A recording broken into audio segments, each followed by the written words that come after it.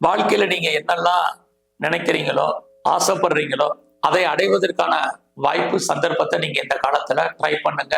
கண்டிப்பா உங்களுக்கு சக்சஸ் பண்ணி கொடுப்பார் சனி பகவான். நீங்க உங்களுடைய சோம்பேறித்தனத்தை விட்டுறணும். எந்த ஒரு விஷயத்தையுமே நாளைக்குன்னு நீங்க தள்ளி போடக்கூடாது. நல்லா நீங்க கஷ்டப்பட்டு உழைச்சு சம்பாதிப்பீங்க. உங்களுடைய ப்ரொஃபஷன்ல நீங்க ரொம்ப ரொம்ப கவனமா இருக்கணும். உங்களுடைய உழைப்பு மற்றவருக்கு லாபம், உங்களுக்கு பிரயோஜனம் படாது.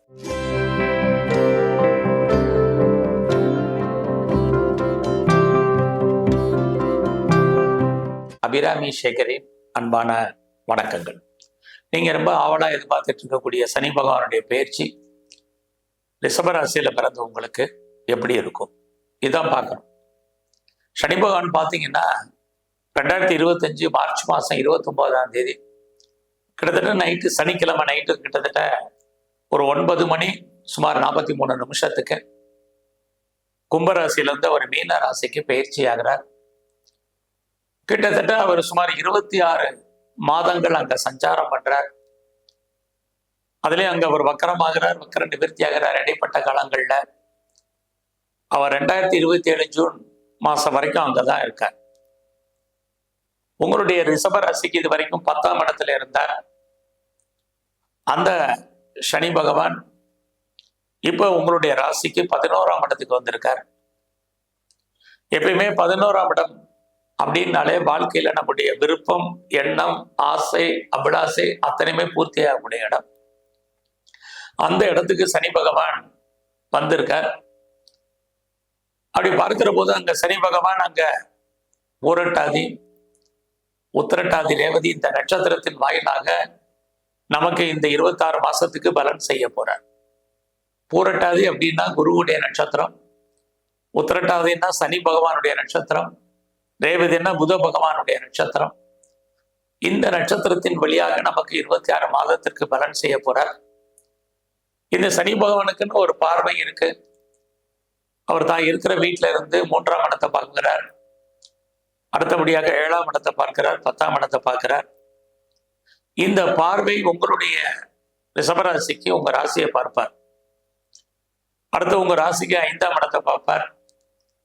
அடுத்தபடியாக உங்களுடைய ராசிக்கு 8ஆம் இடத்தை பார்வையிடுவார்.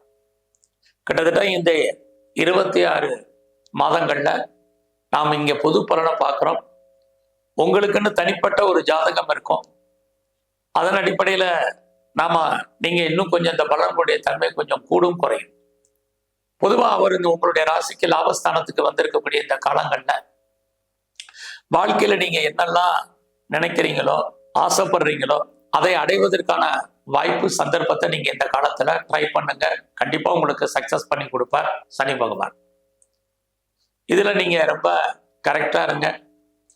லைஃப்ல உங்களுக்கான எய்ம் என்ன, லைஃப்ல உங்களுக்கான அச்சீவ்மெண்ட் என்ன, கோல் என்ன, ப்ராஜெக்ட் என்ன, அந்த ப்ராஜெக்டை நீங்க எப்படி ஃபுல்ஃபில் பண்றது, அதுக்கான பிளானிங் என்னங்கிறத நீங்க இப்பயே ஃபாலோ பண்ணிட்டு வாங்க. அது ரொம்ப ரொம்ப உங்களுக்கு முக்கியம். மெயினா ஒரு பக்கம் உங்களுடைய லாபஸ்தானத்தில் இருந்தாலே நான் முதல்ல சொன்னேன், உங்களுடைய அத்தனை விதமான விஷயங்களும் பூர்த்தியாகும் அப்படின்னு. ஆனாலும் அந்த சனி பகவான் உங்க ராசியை பார்த்துக்கிட்டே இருக்காரு. அப்ப சனி பகவான் உங்களுடைய ராசியை பார்க்கக்கூடிய இந்த காலகட்டங்கள்ல சனி அப்படின்னாலே டிலேன்னு அர்த்தம், காலதாமதம்னு அர்த்தம். நீங்க லைஃப்ல ரொம்ப ஆக்டிவா இந்த 26 மாசத்துக்கு இருக்கணும். அதனாலதான் உங்களுடைய எய்ம் என்னன்னு சொன்னேன். அதை நோக்கி உங்களுடைய டிராவல் இருந்துகிட்டே இருக்கணும். நீங்க உங்களுடைய சோம்பேறித்தனத்தை விட்டுறணும். எந்த ஒரு விஷயத்தையுமே நாளைக்குன்னு நீங்க தள்ளி போடக்கூடாது. அப்படி தள்ளி போட்டீங்கன்னா அந்த காரியங்கள் உங்களுக்கு ஃபுல்ஃபில் ஆகிறதுல தடை வந்துடும். இதுல நீங்க ரொம்ப கவனமா இருக்கணும். ஒரு பக்கம் நல்ல இடத்துக்கு வந்திருந்தால் கூட அவருடைய பார்வைகள் நமக்கு சிறப்பா இல்லை. ரிஷபராசியை பொறுத்த வரைக்கும் குறிப்பா உங்களுடைய ராசியை பார்க்கறதுனால எந்த அளவுக்கு நீங்க சுறுசுறுப்பா இருக்கீங்களோ, எந்த அளவுக்கு லைஃப்ல நீங்க ஸ்பீடா இருக்கீங்களோ, எந்த அளவுக்கு நீங்க ரொம்ப ஆக்டிவா இருக்கீங்களோ, அந்த அளவுக்கு இந்த பயிற்சியை நீங்க வெற்றி கொள்வதற்கான வாய்ப்பு நிறைய உண்டு. இதுல நீங்க ரொம்ப கவனமா உங்களுக்கு இருங்க. இந்த காலங்கள்ல உங்களுக்கு பண வரவு, பொருள் வரவு இருக்கு. நல்லா நீங்க கஷ்டப்பட்டு உழைச்சு சம்பாதிப்பீங்க. பட் அந்த சம்பாத்தியத்தை நீங்க நல்ல விதமா செலவு பண்ணணும்.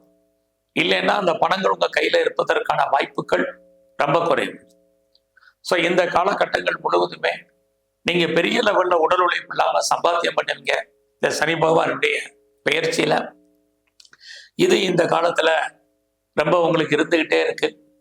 ஸோ இந்த சனி பகவானுடைய இந்த பெயர்ச்சி ரிஷபராசியில பிறந்த உங்களுக்கு உங்களுடைய 5ஆம் இடத்தை பார்த்துக்கிட்டே இருக்கிறதுனால நீங்க எப்பயுமே ஓரளவுக்கு மகிழ்ச்சி சந்தோஷகரமாக இருப்பதற்கான வாய்ப்பு, அடிக்கடி என்டர்டைன்மெண்ட் பண்றதுக்கான சூழ்நிலைகள், எதிர்பாராத டூர் அல்லது டிராவல் போறதுக்கான வாய்ப்புகள், இது அத்தனையும் உங்களுக்கு பெரிய லெவல்ல இருந்துகிட்டே இருக்கும். ஸோ இதுக்கெல்லாம் பண வரவு இருக்கான கண்டிப்பா கிடைக்கும். பொருளாதாரம் உங்களுக்கு ஓரளவுக்கு நல்லா இருக்கிறதுக்கான வாய்ப்புகள் நிறைய இருக்கு. பட் அதே சமயத்துல இந்த 5ஆம் இடத்தை சனி பகவான் பார்க்கறதுனால நீங்க பெரும்பாலும் பெரிய ஹார்ட் ஒர்க் பண்ணாமே சம்பாத்தியம் பண்ணுவீங்க. நீங்க பெரிய லெவல்ல கலைத்துறையில இருந்தீங்கன்னா புகழ் அந்தஸ்து கிடைக்கும். அரசியல் வாழ்க்கை உங்களுக்கு ஏற்றம். ஆனா அதே சமயத்துல 5ஆம் இடத்துல பார்க்கக்கூடிய இந்த சனி பகவானால உங்களுடைய ப்ரொஃபஷன்ல நீங்க ரொம்ப ரொம்ப கவனமா இருக்கணும். நீங்க உங்களுடைய கரியர்ல, உங்களுடைய ஜாப்ல, உங்களுடைய வேலை வாய்ப்புகள்ல ரொம்ப ரொம்ப கவனம் இந்த சனி பயிற்சியில. ஏன்னா நீங்க பார்க்கக்கூடிய வேலையை விட்டு வெளியில வரணும் அல்லது நீங்க வெளியேற்றப்படுவதற்கான வாய்ப்பு உங்களுக்கு நிறையவே இருக்கு. முதல்ல உங்களுடைய ஆசைகள் பூர்த்தி ஆகும்னு சொன்னேன்.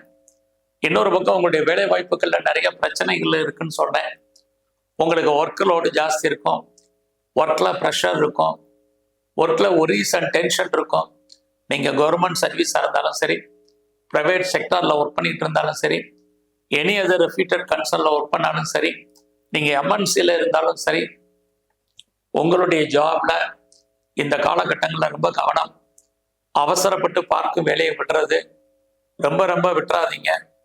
வேற நல்ல வேலை கிடைக்கிற வரைக்கும் பொறுமையாகவும் நிதானமாகவும் இருங்க. நீங்க பார்க்கும் வேலையை விட்டு வெளியில வருவதற்கான வாய்ப்பு அல்லது வெளியேற்றப்படுவதற்கான ஒரு சூழ்நிலைகள் இந்த சனி பயிற்சியில இருக்கு. உங்களுடைய உழைப்பு மற்றவருக்கு லாபம் உங்களுக்கு பிரயோஜனம் விடாது.